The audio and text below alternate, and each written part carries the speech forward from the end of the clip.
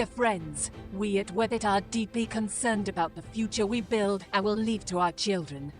We all work on building a sustainable and resilient one, and we need an Earthshot. We are sure we share the same idea that future of nature is all of our business. Give a warm welcome and a round of applause to Andreas Beckmann, Chief Executive Officer at Worldwide Fund for CE Europe.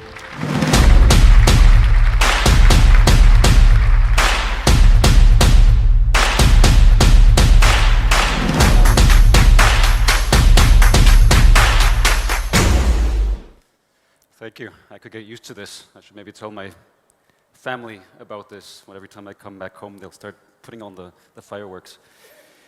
I'm Andreas Beckmann. I'm the regional CEO of WF Central and Eastern Europe.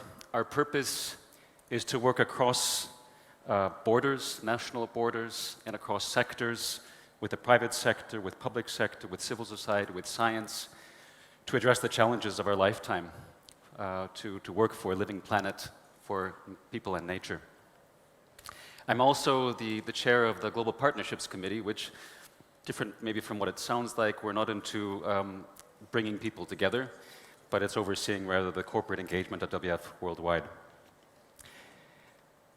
50 years ago, the US undertook exceptional efforts to achieve what at the time seemed quite impossible, to put a man on the moon. Today, we need to do the same, and even more. We need to achieve the seemingly impossible, and we need to do this by working together, all of us, across all walks of life, to preserve our civilization, our welfare, and our well-being. This is the challenge of our lifetime in more ways than one. The challenge, I think, is captured most starkly in some of the images that we've been seeing of hellfire in recent years. The 2020 bushfires in Australia, the fires in California, in Greece, in Turkey, also in Siberia, in Amazon, in the Pantanal, one of the largest wetland areas in the world, on fire. These are all increasingly loud alarm bells that are underlining the fact that our planet is in serious trouble. And this is supported, it's underlined by science as well. The most recent report from the IPCC from February of this year tells us very clearly that the window of opportunity that we have is closing. We have about 10 years to avoid the most catastrophic effects of climate change. The problem is that there's not just about climate change, it's also about nature loss. These are two overarching civilizational challenges that are interrelated, interconnected. You can't address climate change without addressing biodiversity loss and vice versa. Climate change is driven by biodiversity loss. For example, the loss of forests which soak up carbon. In fact, in the parts of the Amazon, due to deforestation, are now net emitters of carbon rather than carbon sinks.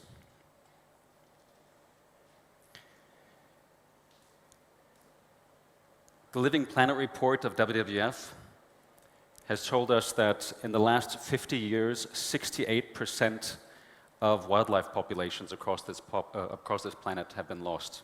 68% in half a century.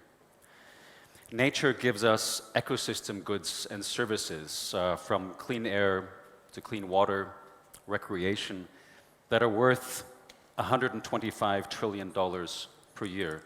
That natural capital is being eroded, and it's having consequences.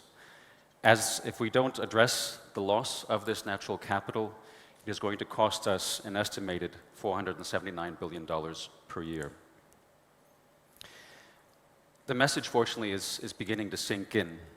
Over the last 3 years, the 3 top risks that have been identified worldwide by the World Economic Forum have been environmental climate action failure, extreme weather, biodiversity loss. In 2020, January, the report came out just before the COVID pandemic really hit. All 5 top global risks were environmental. So what can we do? What does this Earthshot, not a moonshot, but an Earthshot, look like? How can we address this? Well, it's of course a massive undertaking, and it's far more than I can cover in the next 3 minutes that I have available. It is clear that we don't have one silver bullet. We need many, many, many silver bullets. Large ones, small ones, medium-sized ones, of all shapes and sizes. Among the things that we need from government, we need to have a new deal for nature and people. When the world's leaders assemble in Montreal towards the end of this year for the Conference of the Parties of the Convention on Biological Diversity, we need them to step up and make ambitious commitments to stopping biodiversity loss. We also need them to continue driving forward the decarbonization of our societies, of our energy systems. We need you to also help us push them. You can do this by this hashtag right here. We also need businesses to step up, and they are beginning to do so. In 2015, WWF and partner organizations, including the Global Compact, the World Resources Institute, and the Carbon Disclosure Project, established the science-based targets to help drive corporate action on climate change on climate change.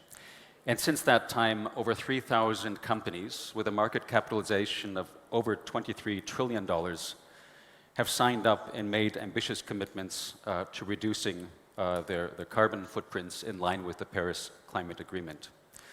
A number of pioneering companies are also doing the same, testing out a similar tool with regards to biodiversity loss as well. Companies are clearly part of the problem, but they also clearly must be part of the solution. Companies need to address their own risks, the risks from the environment for themselves, for example, reputational risk, regulatory risk. They also need to address supply chain risk. How can you build furniture, wooden furniture, if you have no wood? How can you produce beverages if you have no clean water? A good example is IKEA, which has been concerned over the future of the wood that they use in their furniture. And they've made a commitment to using only recycled wood or wood that is produced according to the standards of the Forest Stewardship Council, FSC certification.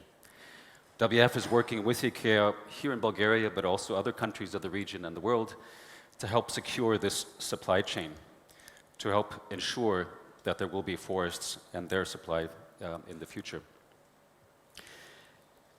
Companies need to address both that risk, but also, more importantly, also need to address the opportunities connected with this challenge.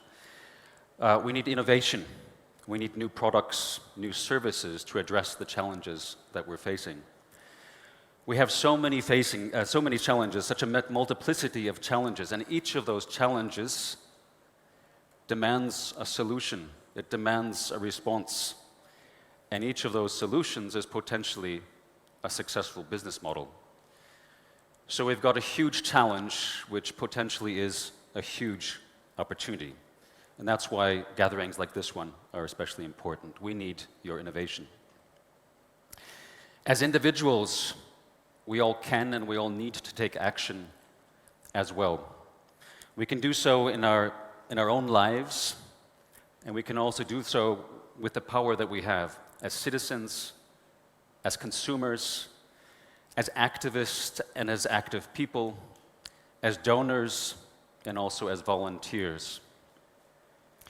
We need to take action in our everyday lives and use the powers that we have. One way we can do this every day is through the food that we eat.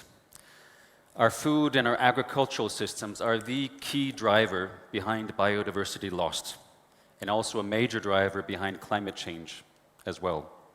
We cannot address these problems if we don't change what we eat and also how we produce that food and distribute it. So we all have that power in our hands. Let me come back to this image of this beautiful but also fragile planet. In taking action, we're not saving the planet, we're saving ourselves. All of us can take action, and we need to take action now. We need to do so as if our own futures, the future of our civilization, our welfare and our well-being, that of our children, that of future generations depended on it, because it does. We need an Earthshot, and together it is possible. Thank you.